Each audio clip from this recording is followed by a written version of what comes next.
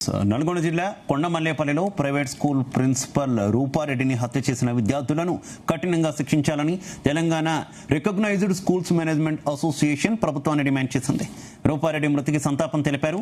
విద్యాబుద్ధులు నేర్పే ఉపాధ్యాయులకు రక్షణ లేకపోవడంపై ఆందోళన వ్యక్తం చేశారు.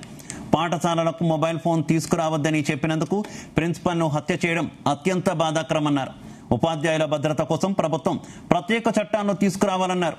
భవిష్యత్తులో ఇలాంటి ఘటనలు పునరావృతం కాకుండా నిందితులను కఠినంగా శిక్షించాలని డిమాండ్ చేశారు. ప్రైవేట్ పాఠశాలల్లో ఈ రోజు జరుగుతున్నటువంటి అన్యాయాలు అనేది మీకు అందరికీ తెలుసు. అంటే పేరెంట్స్ ఏదైతే ఉన్నారో పేరెంట్స్ పిల్లలని మందలియొద్దు అనేటటువంటి ఒక నినాదమే ఈ రోజు ప్రిన్సిపాల్ హత్యకు గురైనటువంటి సందర్భం జరిగింది.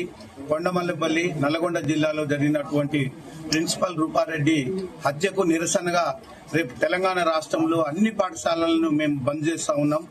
గవర్నమెంట్ ఈ ఎవరైతే హత్య చేశారో ఆ విద్యార్థులను వెంటనే కఠినంగా శిక్షించాలి. లేదంటే సమాజం పెడదారిన పట్టేటటువంటి అవకాశాలు ఎక్కువగా ఉన్నాయి. కనుక ప్రైవేట్ పాఠశాలలన్నీ కూడా రేపు ఈ యొక్క నిరసన వ్యక్తం చేస్తూ ఖచ్చితంగా రేపు బంద్ పాటిస్తా ఉన్నాం. ఈ యొక్క బంద్ అనేది ఇంతటితో ఆగదు. రాష్ట్రంలో గవర్నమెంట్ ఏదైతే నిర్ణయం తీసుకొని వారికి పనిష్మెంట్ ఇస్తుందో